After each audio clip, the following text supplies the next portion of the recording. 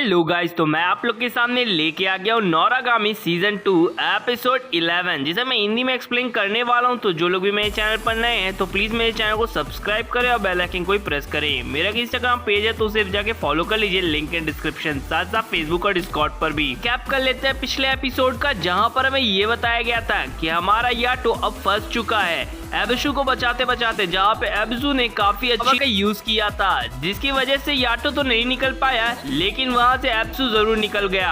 अब यहाँ पास से पकड़ने वाला कोई और नहीं, फैंटम क्वीन ही थी। अब आगे देखना होगा कि हमारा याटो उस फैंटम क्वीन से बच पाता है या कि नहीं। तो यार अब अपना इंट्रो चला लेते हैं, तो लेट्स स्टार्ट द इंट्रो।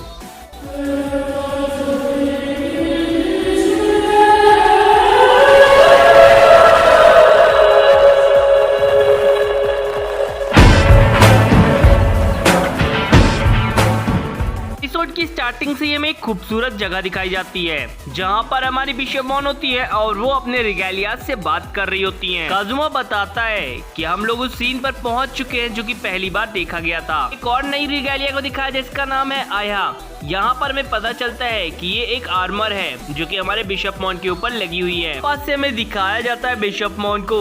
हमें लगता है कि यह जो एबिसु है वो बिल्कुल भी बुरा इंसान नहीं है या फिर बुरा गॉड नहीं है, वो किसी और की हरकत होगी, ऐसा ही उन्हें उम्मीद होता है। और वो एक हाई जंप लेती ही हैं कि उनके सामने एक काफी बड़ा पोर्टल ओपनिंग होता है। सीन शिफ्ट हो जाता है, जहाँ पर हमें पता चलता है कि ह्यूरी और युकी ने उस जगह पर पहुंचे हुए हैं और इस चीज के लिए डिस्कशन करते हैं, क्योंकि उन्हें भी वो पोर्टल ओपनिंग दिख जाता है किसी रोड साइड पर। ह्यूरी और युकी ने दोनों ही दौड़ रहे होते हैं कि तभी ह्यूरी को एक बेल की आवाज सुनाई देती है और वो देखते ही वहीं पर स्टॉप हो जाती है। युकी ने को नहीं लगता ह्यूरी उसके पीछे आ रही है, इसीलिए वो जब पीछे मुड़कर देखता है तो ह्यूरी नहीं होती है और वो वापस से उसी रास्ते दौड़ने लगता है। ह्यूरी को दिखाया जाता है जबकि वो खड़ी होती है कागुआ के सामने, जहाँ पे वो दोनों ही आपस में बात करते हैं। हमें पता चलता है कि वो कहता है कि शायद तुम भी याटो से बदला लेने आई हो, है ना, मैंने सही कहा ना। जहाँ पर वो कहती कि ये कागुआ यहाँ पर कैसे आ गया, जिस पर वो कहता है कि जैसे याटो ने मेरा हाथ काटा था ठीक वैसे ही मैं तुम्हारा हाथ काट लूंगा और अपने हाथों में लगा लूंगा। अब ये सुनते ही उसकी फट जाती है और वो मन में सोच रही होती है कि इससे कैसे बचा जाए, कि तभी वहां पर युकी ने आ जाता है और वो एक स्पेल कास्ट करता है, जिससे उन दोनों के बीच में एक शील्ड क्रिएट होती है और हमें कागो को दिखा जाता है जिसको पीछे हटना पड़ता है और ह्यूरी भी अपनी जगह पे गिर जाती है। अब यहाँ पे दोनों के ही बीच में एक बातें होती है, जहाँ पे युकी ने उसे एक स्टैचू में कन्वर्ट करने की कोशिश करता है या फिर कहूँ स्टॉप करने की कोशिश करता है, लेकिन उस पर उस मैजिक का कोई असर नहीं होता, जो कि काफी ज्यादा वियर्ड होता है।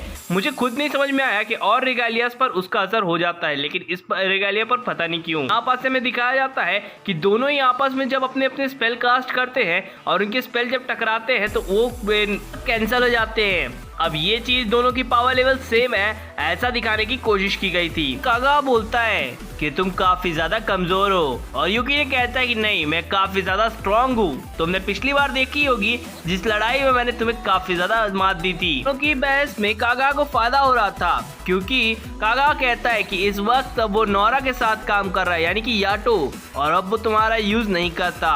इसमें युकी बोलती है कि हम लोग को यहाँ से निकलना चाहिए, उसकी बातों में मत आना। अब दोनों एक स्पेल कास्ट करते हैं और जब इनके स्पेल डागों से टकराते हैं तो एक स्पेल का टुकड़ा उसके माथे पर आकर घुसता है, जिससे उसके माथे से खून निकलने लगता है और ह्यूरी उसे लेकर उस जगह से भागने लगती है। अब दोनों ही काफी ज्यादा परेशान होते हैं। पीछे पीछे कागा आ रहा होता है और आगे आगे ये लोग भाग रहे होते हैं। अब एक पेड़ के नीचे आकर ये लोग छुपते हैं और राहत की सांस लेते हैं कि यहाँ पास तो अभी वो नहीं दूर सकता। अब वो उसे समझाने की कोशिश करती ही है कि याटो तुम्हारा फादर जैसा ख्याल रखता है और उसे बाकी और चीजों की याद दिलाकर उसे याद दिलाती कि कैसे वो तुम्हें खुश रखने की कोशिश करता है हर वक्त। सीन शिफ्ट होता है और यहाँ पर वो समझा ही रही होती कि उतने पर एक बड़ा अटैक हो जाता है बाय कागा और वहाँ का बड़ा सा पेड़ कट के गिर जाता है। अब दोनों ही लोग काफी ज्यादा घबरा जाते हैं और वो लाइटनिंग काफी ज्यादा तेज होती है, यानी कि पावर लेवल बहुत ज्यादा है उस बंदे का कागा का। जब यहाँ पास से युकी ने अपनी पावर को दिखाता है और दूसरी तरफ से कागा अपनी पावर को यूज करता है। अब दोनों की पावर आपस में टकराते हैं, जहाँ पे कागा की पावर कम पड़ जाती है और युकी ने की पावर इतनी ज्यादा स्ट्रांग होती है कि वो सीधे कागा के चेस्ट पर ही जाकर अटैक लगता है और वो इतना दूर जाके गिरता है कि सीधे पानी के अंदर ही, और वो दोनों उस जगह से भागकर उस मतलब एनर्जी पॉइंट पर पहुंचते हैं जहां पास से वो एनर्जी निकल रही होती है, यानी कि एनर्जी पोर्टल के पास याटो को दिखाया जाता है जो कि उस गुफे से बाहर निकलने की कोशिश करता है और वो नोरा की मदद से उस जगह पर लटका होता है, लेकिन उसका पैर फैंटम क्वीन ने अपने बालों से पकड़ रखा होता है।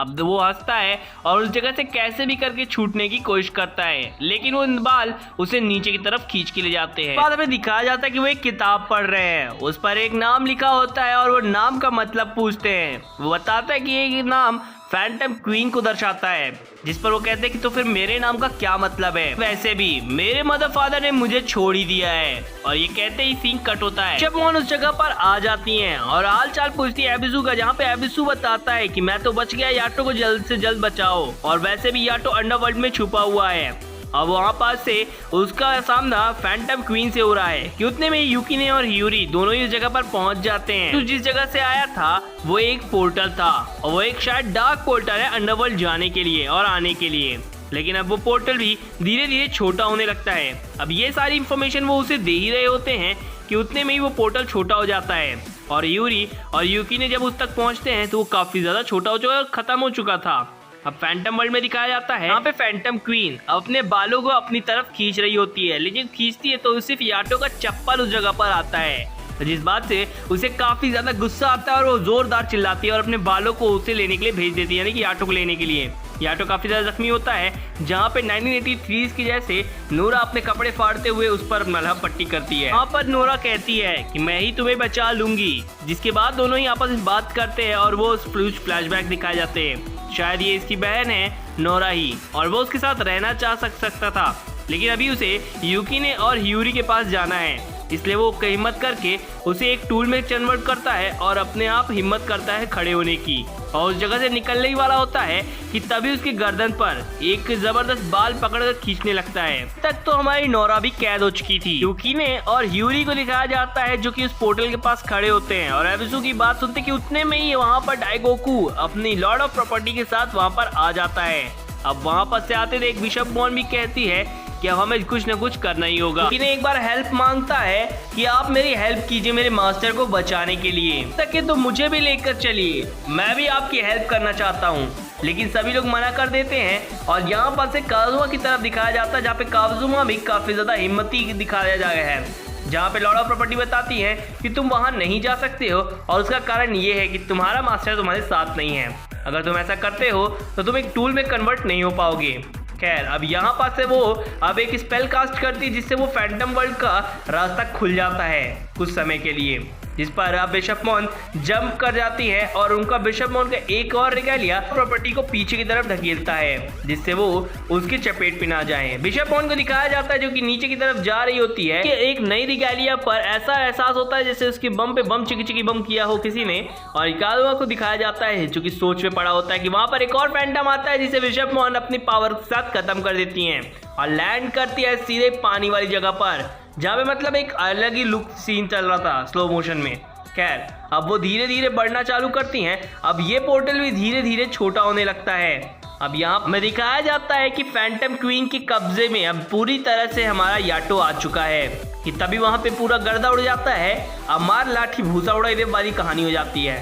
खैर, यहाँ पर से में दिखाया जाता है बिशपमॉन को जो कि अंदर की तरफ बिल्कुल वंडर वुमन वाला पोजीशन देते हुए अंदर की तरफ आती हैं और याटो को उस जगह से छुड़ाने की कोशिश करती हैं। कहता है बिशपमॉन तुम्हें यहाँ आने की क्या ही जरूरत थी, जिस पर हमारा दिखाया जाता है कि फैंटम क्वीन कहती है कि अब तुम मरोगी इस जगह पर आते ही। यहाँ पास से में दिखाया जाता है कि उसने एक स्पेल कास्ट किया है अपने चारों तरफ और जो कि काफी ज्यादा पावरफुल हो जाती है, जिसकी वजह से अब वो अपने बालों को उसकी तरफ छोड़ देती है। यहाँ पे नोरा को दिखाया जाता है जो कि शांति से उनकी तरफ देखती है। नोरा भी कैद है, वो भी कुछ कर नहीं सकती है।